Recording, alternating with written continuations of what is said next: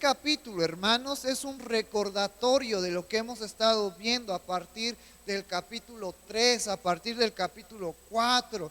El apóstol Juan haciendo énfasis en que tú y yo hemos sido cambiados por la identidad de Cristo, que ahora somos hijos de Dios y que debemos de aprender a amar. A veces es difícil, a veces es complicado, pero tú y yo como cristianos debemos de aprender a amar. El apóstol Juan no nos invita, no nos dice, si quieres puedes amar. Si quieres puedes mostrar ese amor con el cual Dios se mostró a tu vida amándote.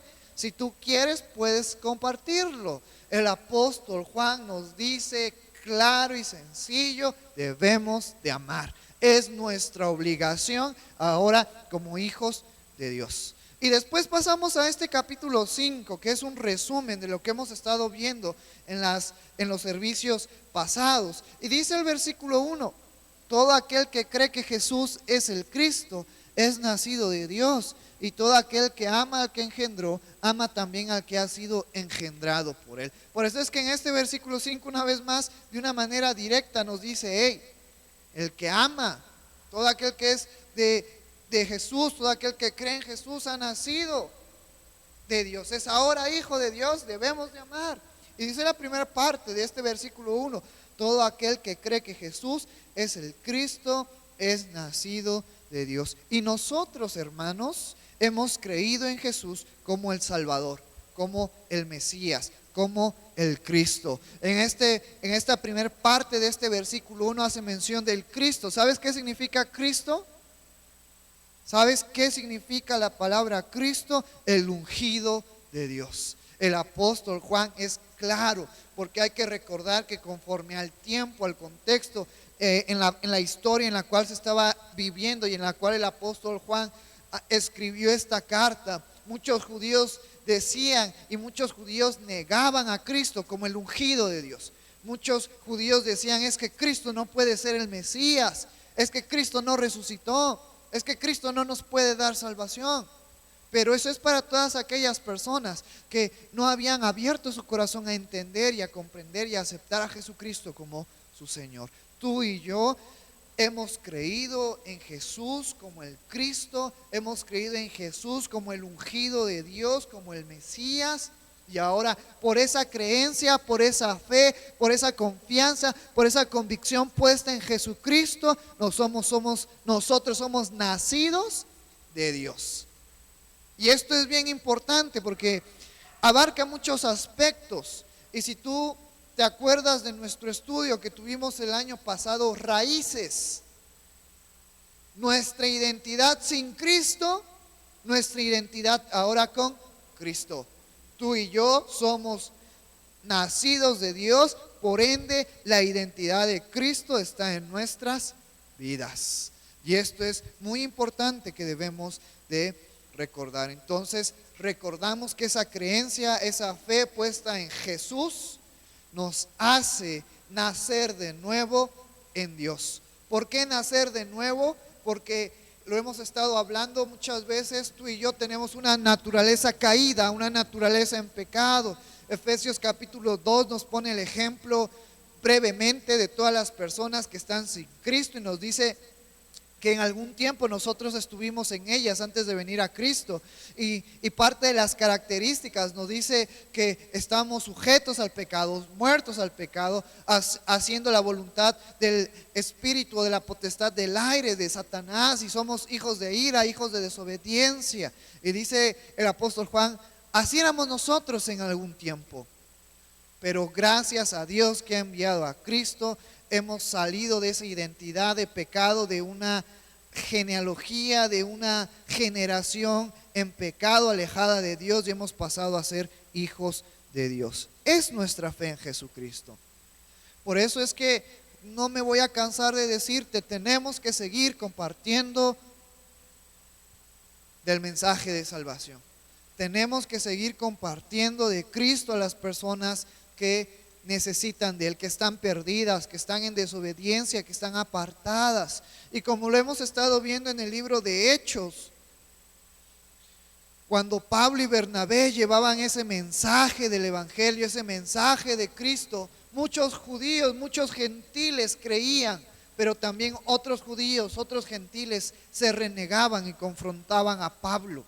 Entonces, no debemos de cansarnos, hermanos. Debemos de recordar esto, que nosotros hemos creído en Jesús y por esa creencia, por esa fe, por esa convicción, somos ahora hechos hijos de Dios. Pero debemos demostrar también a nuestro Cristo, nuestra fe y nuestra convicción a aquellas personas que aún no tienen a Cristo en su vida.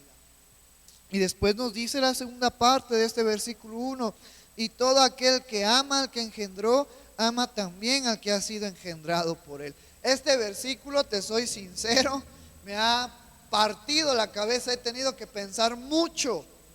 Son palabras impresionantes de el apóstol Juan, y si no lo leo con cuidado y si no lo leo detalladamente, probablemente puedo errar a la hora de interpretar este versículo. Dice la primera parte: y todo aquel que ama al que engendró, es decir, nosotros amamos al que nos ha engendrado, al que nos ha dado vida. ¿Quién nos ha dado vida? Dios, a través de Cristo. Entonces nosotros, es parte de nuestra naturaleza ahora en Cristo, es parte de nuestra naturaleza ahora como hijos de Dios, amar a Dios por el sacrificio que Él hizo por nosotros. Tú puedes decir: ¿cómo sé que soy un verdadero creyente? ¿Amas a Dios o no lo amas? Si tú me dices: sí, lo amo a Dios, entonces la siguiente pregunta es: ¿cómo demuestras el amor que tú tienes para Dios? Y es lo que hemos estado tocando en los servicios pasados. Más que palabras, necesitamos reflejar el amor que tenemos hacia Dios con hechos. Y es por eso que este versículo nos dice: ama también al que ha sido engendrado por Él. Es decir, nosotros amamos a Dios porque fuimos engendrados por Él, fuimos transformados por Él, somos hechuras suyas, somos renovados, somos ahora hijos de Él, y nuestro amor es con Dios y es para Dios. Pero no solamente para Dios, sino también para todo aquel que ha nacido de nuevo, y eso somos tú y yo. Y esa es la iglesia en Cristo. Esto es bien importante porque debemos de amar a Dios, pero también debemos de amar a nuestros hermanos en Cristo. Y es lo que ha estado tocando Juan en estos capítulos. Demostrar el amor a Dios con hechos, amando a nuestros hermanos. Hay muchas necesidades, tenemos que procurar, si está en nuestras posibilidades, suplir la necesidad de los hermanos. De demostrarles amor, demostrarles afecto, cariño, con acciones, con palabras, con oraciones. Y esto incluye, hermanos, no a Capilla Calvario Oaxaca, y no solamente incluye a Capilla Calvario Oaxaca, la que se encuentra allá en Las Flores. Nosotros somos un cuerpo en Cristo, más allá de estas cuatro paredes. Nosotros estamos aquí para amarnos unos a otros como Dios nos ha amado. Y eso no nos limita solamente a amarnos como familia Capilla Calvario Oaxaca, sino con los demás hermanos que están allá en las diferentes regiones, en las diferentes colonias. A lo mejor diferentes denominaciones, a lo mejor diferentes nombres de iglesias, pero somos un cuerpo en Cristo. Y a lo mejor eso es lo que hemos estado olvidando. Los hermanos que están pasando por necesidades, aunque tengan su propia iglesia, aunque tengan su propio pastor, es nuestra obligación, si está en nosotros, ayudarlos, ayudarles, porque todos somos hijos de Dios. Todos somos hijos de Dios. Todo aquel que ha nacido en Dios es hijo de Dios, ha sido engendrado por Dios, es nuestro hermano. Yo no puedo decir: voy a ayudar solamente a mi iglesia, voy a ayudar solamente a las Calvaries. No, es nuestra obligación amar con hechos a todos nuestros hermanos en Cristo. Por eso este versículo, o la segunda parte de este versículo, es bien importante que lo entendamos. Y todo aquel que ama al que engendró, nuestro amor hacia Dios, ama también al que ha sido engendrado por Él. nuestro amor hacia todo aquel que también ha nacido en Dios como tú y yo. Debemos de amarnos unos a otros, dejar la envidia, dejar el rencor, dejar a lo mejor ciertas cuestiones que nos impiden amarnos como somos llamados a amarnos conforme a este versículo. Pasar allá los límites de nuestra iglesia, llamar a todos los hermanos que son nacidos en Dios y que son nuestros hermanos. Entonces es bien importante. Amar a todos los demás en la familia de Dios significa no limitar nuestro amor a nuestra propia denominación o a nuestro propio grupo o a las personas, a los hermanos de nuestro propio estatus social o de la misma género de raza, sino amar a todos aquellos que han nacido junto con nosotros, a todos aquellos que han sido engendrados por Dios. Versículo 2: en esto conocemos que amamos a los hijos de Dios cuando amamos a Dios y guardamos sus mandamientos. Y este versículo 2 es un refuerzo a lo que hemos estado viendo. Nos dice: en esto conocemos que amamos a los hijos de Dios cuando amamos a Dios y guardamos sus mandamientos. Cuando amamos a Dios y guardamos sus mandamientos, conocemos lo que debemos de hacer para amar a nuestros hermanos de la fe. Y esto es bien importante y lo hemos estado tocando y vamos a tocarlo de una manera rápida también en esta noche. Mateo capítulo 22, versículo 34 al 40. Entonces los fariseos, oyendo que habían hecho callar a los saduceos, se juntaron a una, y uno de ellos, intérprete de la ley, preguntó por tentarle diciendo: Maestro, ¿cuál es el gran mandamiento en la ley? Jesús le dijo: amarás al Señor tu Dios con todo tu corazón y con toda tu alma y con toda tu mente. Este es el primero y grande mandamiento, y el segundo es semejante: amarás a tu prójimo como a ti mismo. De estos dos mandamientos depende toda la ley y los profetas. Por eso es que el apóstol Juan en este versículo 2 nos dice que conocemos que amamos a los hijos de Dios cuando guardamos los mandamientos que tenemos de Dios. Y después nos vamos a Mateo, y Jesucristo de una manera excepcional, impresionante, nos resume los profetas y nos resume la ley. Y muchas veces nosotros estamos confundidos y estamos perdiendo tiempo en donde no deberíamos de perder tiempo. Estamos perdiendo tiempo en otras cosas cuando deberíamos de enfocarnos a lo que Jesucristo nos dijo.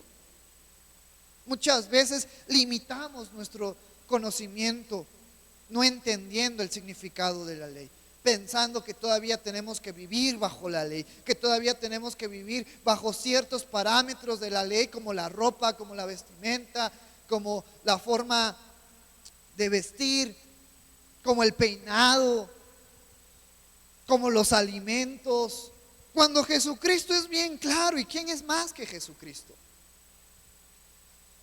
Y Jesucristo nos dice con este ejemplo que los fariseos le habían preguntado para tentarle, y nos deja estos bellos versículos. Jesús le dijo: amarás al Señor tu Dios con todo tu corazón y con toda tu alma y con toda tu mente. Este es el primero y grande mandamiento.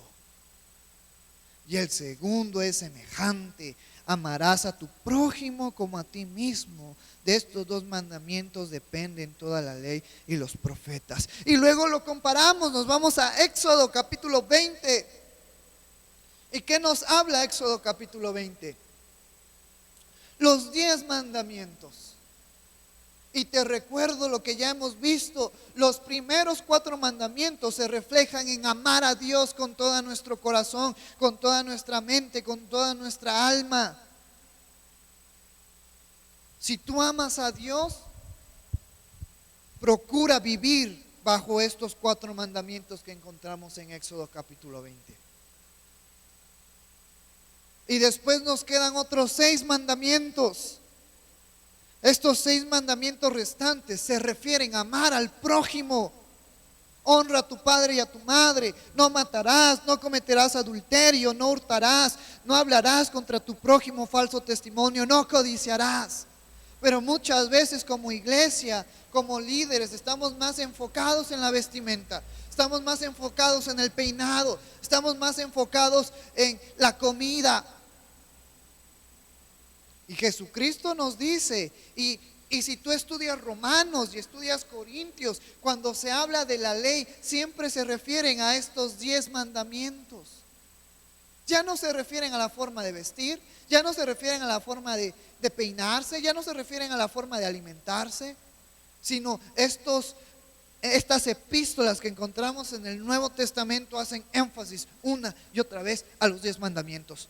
Por eso, si queremos cumplir algo del Antiguo Testamento, tratemos de cumplir estos 10 mandamientos, porque a través de estos 10 mandamientos, cuando vayamos ante Cristo, vamos a ser juzgados por nuestras acciones, para ser premiados, para ser recompensados, para ser galardonados conforme a estos mandamientos, y que Jesucristo lo resume en 2: ama al Señor tu Dios con todo tu corazón, con toda tu mente, con toda tu alma, con todo tu ser, y ama a tu prójimo.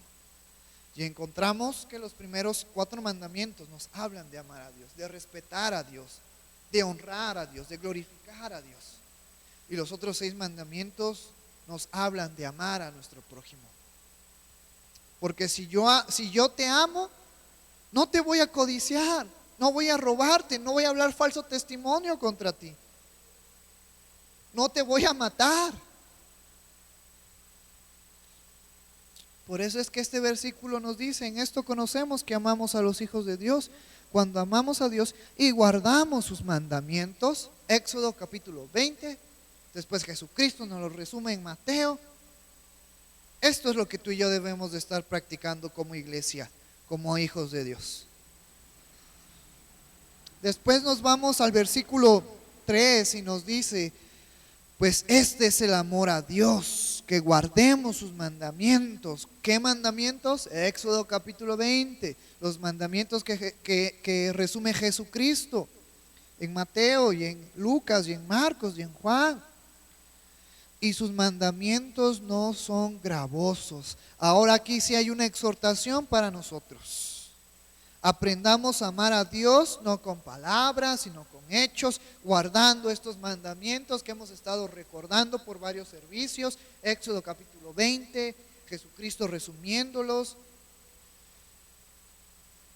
Y cuando amamos a Dios con hechos, cuando aprendemos a amar a Dios con hechos, estamos también amando a nuestros hermanos en Cristo.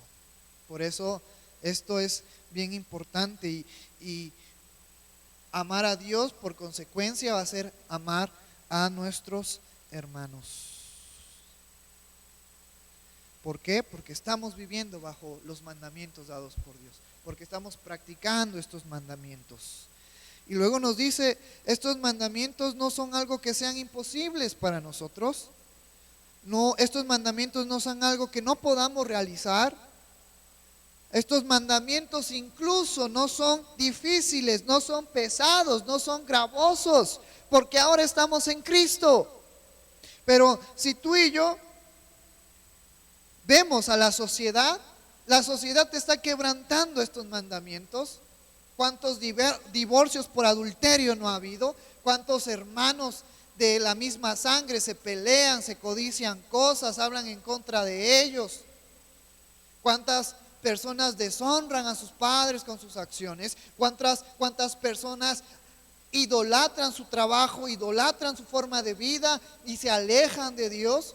¿Cuántas personas prefieren honrarse a sí mismas, venerarse a sí mismas antes que darle toda la gloria y toda la honra a Dios? Para ellos es imposible cumplir estos mandamientos, porque están viviendo bajo la identidad de pecado, porque están viviendo bajo el yugo de esclavitud, porque Satanás los tiene dominados. Pero tú y yo no es así. Por eso el apóstol Juan nos dice en este versículo 3: pues este es el amor a Dios, que guardemos sus mandamientos, y sus mandamientos no son gravosos. Ya no hay pretexto para decir: no puedo amar a mi hermano, no puedo cumplir estos mandamientos, no puedo honrar a mis padres, no puedo dejar de adulterar, de fornicar, de pecar, no puedo porque soy débil. Eso déjaselo a aquellos que están viviendo en pecado. Eso déjaselo a aquellos que están en desobediencia y viviendo bajo la esclavitud de Satanás. Tú y yo como creyentes, ahora que Cristo está en nuestras vidas, ahora que hemos sido engendrados por Dios, podemos y debemos cumplir estos mandamientos. Es nuestra obligación. No es si queremos, no es si puedo, es nuestra responsabilidad y nuestra obligación. Yo te invito, hermano, a que nos esforcemos, a que sigamos adelante cumpliendo hasta lo más que podamos estos mandamientos, de una manera consciente, de una manera obligada de parte nuestra, esforzarnos por vivir cumpliendo estos mandamientos, porque si decimos que amamos a Dios, debemos demostrarlo con hechos, y los demostramos cuando cumplimos sus mandamientos. Esto es muy importante. Versículo 4, y el apóstol Juan refuerza lo que te acabo de decir: porque todo lo que es nacido de Dios vence al mundo. Tú y yo que hemos nacido ahora en Dios por medio de Cristo, tenemos la capacidad de vencer al mundo. Tenemos ahora la capacidad de frenar el pecado en nuestras vidas. ¿Cómo? ¿Por quién? Por Cristo, por el Espíritu Santo. Pablo en alguna ocasión le escribe a un joven Timoteo que se iba a hacer cargo de la iglesia y le dice: recuerda, Dios no nos ha dado un espíritu de cobardía, Dios no nos ha dado un espíritu de desobediencia, Dios no nos ha dado un espíritu de debilidad. Dios nos ha dado un espíritu, hablando del Espíritu Santo, de amor, de poder y dominio propio. Ahora tú y yo tenemos la capacidad, si es que realmente somos hijos de Dios, porque eso hay que cuestionárnoslo.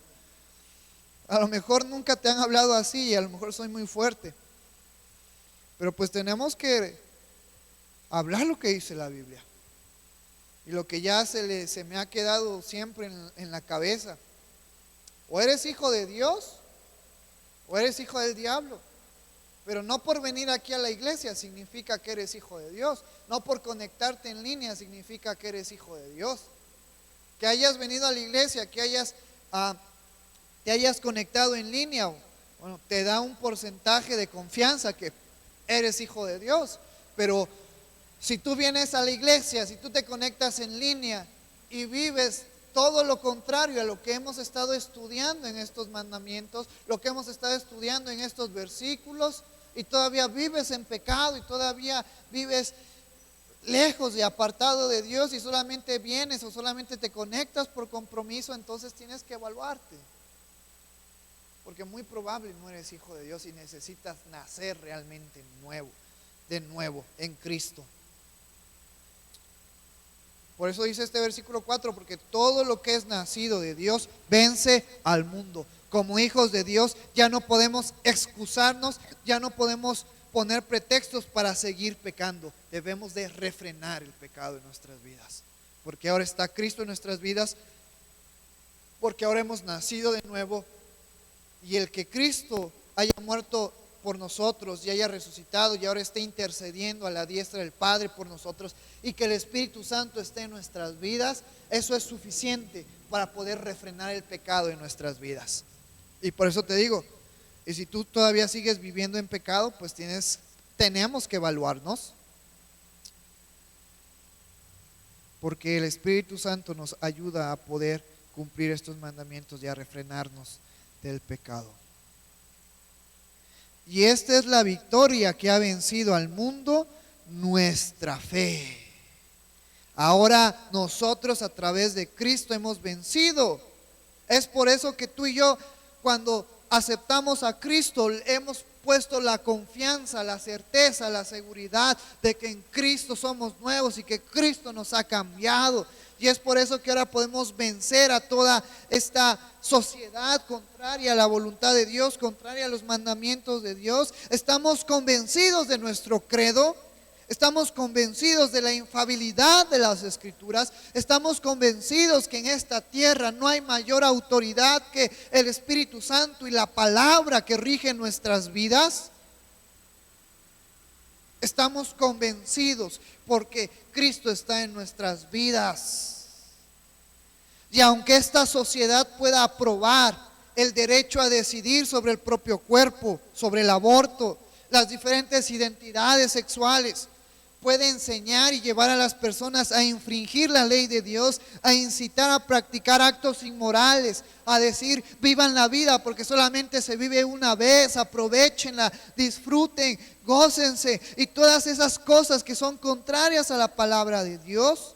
Nosotros estamos convencidos que no seremos movidos de nuestra fe, de nuestro credo, de nuestra doctrina, porque hemos vencido al mundo gracias a Cristo. Y te voy a leer lo que nos dice Gálatas capítulo 5 versículos 16 al 21. Hoy en día muchas de estas cosas que son los deseos de la carne, la sociedad ya lo ve bien. La sociedad ya lo ve como parte de la vida. La sociedad ya lo comparte sin ningún respeto, sin ningún temor a la palabra de Dios. Digo pues, andad en el Espíritu y no satisfagáis los deseos de la carne, porque el deseo de la carne es contra el Espíritu y del Espíritu es contra la carne. Y estos se oponen entre sí para que no hagáis lo que quisierais. Pero si sois guiados por el Espíritu, no estáis bajo la ley. Y manifiestas son las obras de la carne, que son adulterio, fornicación, inmundicia, lascivia, idolatría, hechicerías, enemistades, pleitos, celos, iras, contiendas, disensiones, herejías, envidias, homicidios, borracheras, orgías y cosas semejantes a estas, acerca de las cuales os amonesto, como ya los he dicho antes, que los que practican tales cosas no heredarán el reino de Dios. Sí, porque no son hijos de Dios, porque no han nacido de nuevo, porque no han sido engendrados por Dios, porque no han puesto su fe, su confianza en Cristo. Pero ahora tú y yo ya la hemos puesto. Y toda esta lista que nos habla como los deseos de la carne, tú y yo debe de quedar bien clara en nuestras vidas. Ya no debemos de estar viviendo bajo ellas, ya no debemos de estar practicándolas.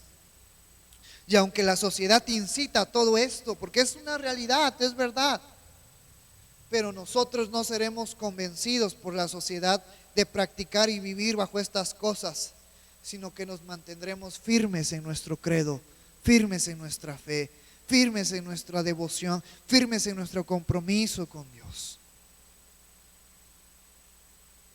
Y te voy a leer una vez más este versículo, perdóname por ya leerlo repetidamente. Pues este es el amor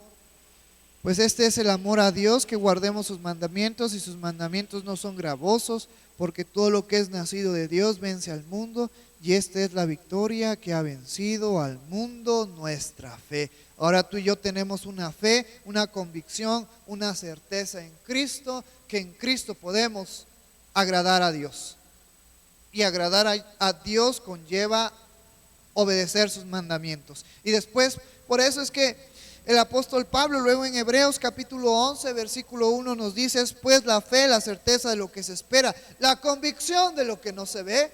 Porque ¿cuántos de nosotros vimos a Cristo morir en aquella cruz? ¿Cuántos de nosotros vimos a Cristo siendo sepultado? ¿Cuántos de nosotros vimos a Jesucristo en resurrección, resucitado? ¿Cuántos de nosotros pudimos ver sus manos y los orificios que habían en ellos? ¿Cuántos de nosotros pudimos ver a Jesucristo ascendiendo a los cielos? Ninguno de nosotros.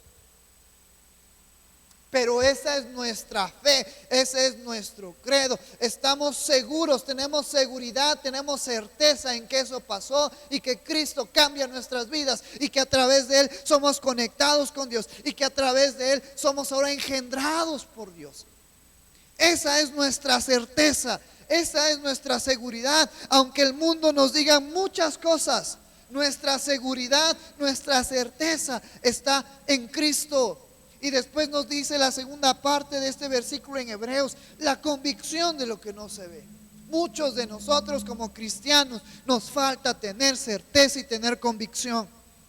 Muchos de nosotros tenemos una fe a medias, una falsa fe. pero una verdadera fe consta de certeza, de seguridad, de convicción. Para que cuando venga el mundo con su ideología, cuando vengan las personas a decirnos un sinfín de cosas, a darnos consejos, podamos estar convencidos que el mejor consejo, que la mejor ideología, que la mejor forma de vivir se encuentra aquí en la palabra de Dios. Que la mejor manera de amar a mis hermanos en Cristo, que la mejor manera de amar a Dios, la encuentro aquí en los mandamientos que Dios nos ha dejado a través de sus siervos, que Dios nos ha dejado a través de Cristo. Esa es la mejor manera. Por eso, Hebreos capítulo 12, versículo 1 al 2, después de que el autor de este libro, como dato curioso, todavía hay un debate si fue Pablo el que escribió Hebreos. Muchos mencionan Hebreos con autoría desconocida. Pero después de hablarnos de la fe en el capítulo 11, mira qué nos dice en el capítulo 12, versículo 1 y 2. Por tanto, nosotros también, teniendo en derredor nuestra tan gran nube de testigos, aquellos ejemplos que encontramos en el Antiguo Testamento, que no fue por sus obras, que no fue por lo que tuvieran, sino que fue por su fe, por su confianza en Dios y en la palabra que Dios les dio, que vencieron a la sociedad, que vencieron la adversidad, que vencieron al enemigo. Luego nos dice: despojémonos de todo peso del pecado que nos asedia, de todo lo que ya no debemos de estar practicando, y corramos con paciencia la carrera que tenemos por delante, puesto los ojos ¿en quién? En Jesús. En Jesús, el autor y consumador de la fe, el cual por el gozo puesto delante de él sufrió la cruz, menospreciando el oprobio, y se sentó a la diestra del trono de Dios. Por eso es que el apóstol Juan en el versículo 4 nos dice: la fe, nuestra fe en Cristo ha vencido al mundo. Debemos de permanecer en ella, y la verdadera fe, una fe genuina, una fe conforme a la palabra de Dios, consta de ¿qué?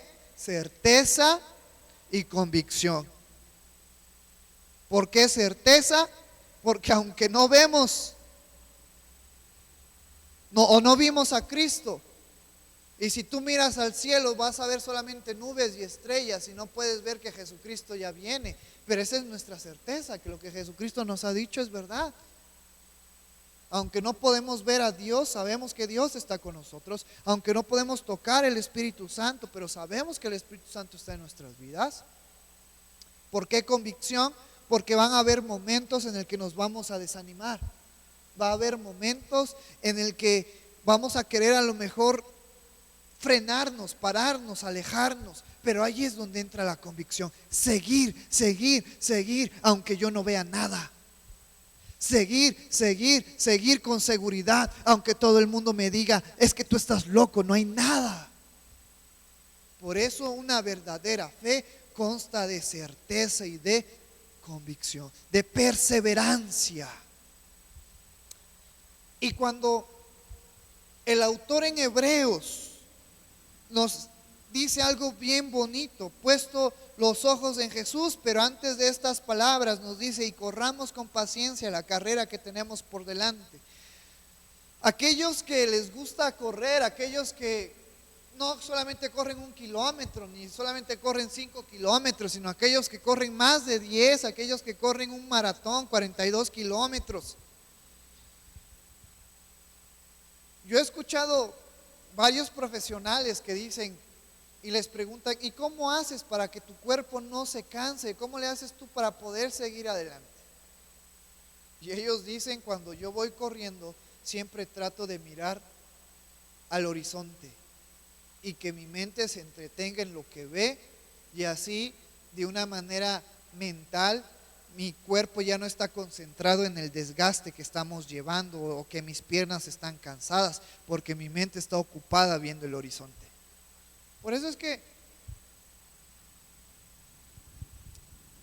El autor de este libro en Hebreos nos dice: corramos con paciencia la carrera, pero poniendo nuestros ojos en Jesucristo, porque van a venir momentos difíciles, van a venir momentos de desgaste, de desánimo. Y si nos enfocamos en el desgaste, y si nos enfocamos en las aflicciones, y si nos enfocamos en lo que está sucediendo a nuestro alrededor, probablemente vamos a caer. Pero si nuestros ojos, si nuestra mirada, si nuestro pensamiento permanecen en Jesucristo, vamos a poder seguir adelante. Porque Jesucristo es el que nos da la fuerza para poder seguir adelante. Porque Jesucristo es el que nos da el aliento de vida, el pan de vida, el agua de vida que sacia nuestro ser. Por eso es bien interesante analizar la palabra de Dios y ver cómo cada parte, cada versículo está en armonía, no solamente con otro capítulo, sino con toda la palabra de Dios. Y después nos dice el versículo 5, y ya con este versículo terminamos: ¿quién es el que vence al mundo? Sino el que cree que Jesús es el Hijo de Dios. Y todo aquel que ha creído que Jesús es el Hijo de Dios, ha sido engendrado por Dios. Esto es muy importante. Es por eso que el apóstol Juan nos recuerda lo importante que es mantener nuestra esperanza, nuestra confianza, nuestra fe en Jesucristo, el autor y consumador de nuestra fe, de nuestra esperanza, de nuestra confianza. Por eso es que Romanos capítulo 8, y con este versículo terminamos. Romanos capítulo 8, versículo 31 al 39 nos dice: ¿qué pues diremos a esto? Si Dios es por nosotros, ¿quién contra nosotros? El que no escatimó ni a su propio Hijo, sino que lo entregó por todos nosotros, ¿cómo no nos dará también con Él todas las cosas? ¿Quién acusará a los escogidos de Dios? Dios es el que justifica. ¿Quién es el que condenará? Cristo es el que murió, mas aún el que también resucitó, el que además está a la diestra de Dios, el que también intercede por nosotros. ¿Quién nos separará del amor de Cristo? ¿Tribulación o angustia o persecución o hambre o desnudez o peligro o espada o ideologías de esta sociedad? Como está escrito: por causa de ti somos muertos todo el tiempo, somos contados como ovejas de matadero. Antes, en todas estas cosas somos más que vencedores por medio de aquel que nos amó, por lo cual estoy seguro de que ni la muerte, ni la vida, ni ángeles, ni principados, ni potestades, ni lo presente, ni lo porvenir, ni lo alto, ni lo profundo, ni ninguna otra cosa creada nos podrá separar del amor de Dios, que es en Cristo Jesús, Señor nuestro. Esto debemos de recordarlo, pero también practicarlo. Ya lo sabemos, qué bueno que lo sabemos. Ahora yo te invito a que lo practiquemos, demostrando nuestra fe, nuestra confianza en Cristo, sabiendo que amamos a aquel que nos ha transformado, pero que también tú y yo somos invitados, y que es nuestra responsabilidad y que es nuestra obligación amar también a nuestros hermanos en Cristo. Por eso yo hace unas semanas atrás te decía, y te lo vuelvo a repetir: si tenemos que amar a alguien, nuestra prioridad es Dios, desde luego. Pero si tenemos que amar a alguien, nuestra prioridad son nuestros hermanos de la iglesia, los hijos de Dios. Sí, tenemos amor para con nuestros familiares, para con nuestros amigos, pero tú y yo somos llamados a priorizar a nuestros hermanos de la iglesia. No solamente de esta iglesia, sino del cuerpo de Cristo, que está conformada por todas las iglesias en el mundo que han nacido de nuevo y que son guiadas por el Espíritu Santo, y que la máxima autoridad es la palabra de Dios. Pero esa es nuestra deber, nuestra obligación: amarnos unos a otros como hermanos en la fe. Y esa debe de ser nuestra prioridad en esta tierra. Si tú ves a algún hermano que está pasando por necesidad, no digas que le ayude su iglesia, que lo ayude su pastor. Ayudémoslo, porque es nuestro hermano también. Ya eso es lo que somos llamados en este capítulo 5 de Primera de Juan. Te voy a invitar a que te pongas de pie, vamos a orar por esta palabra. Vamos a pedirle a Dios que la recordemos y que la practiquemos, que es lo más importante. Padre que estás en el cielo, santificado sea tu nombre, Señor. Gracias por esta noche, gracias por este día, gracias por esta oportunidad que tú nos permites de estar aquí, Señor. Gracias porque tú eres bueno, gracias porque tú eres maravilloso, gracias porque en ti está nuestra confianza, Señor. Yo te pido en esta hermosa noche que la palabra que hoy hemos visto, que hoy hemos recordado, que hoy hemos aprendido, la podamos poner en práctica. Que no seamos esos oidores olvidadizos que conforme pasa el tiempo nos vamos olvidando, Señor, de lo que aprendimos, sino que aprendamos a practicarla, a ser hacedores de tu palabra y así recordarla constantemente, Señor. Gracias por tu amor, gracias, Señor, porque tú eres bueno. Gracias porque tú eres maravilloso. Recibe toda la gloria y recibe toda la honra en el nombre maravilloso de tu Hijo Jesús, que es sobre todo nombre. Amén.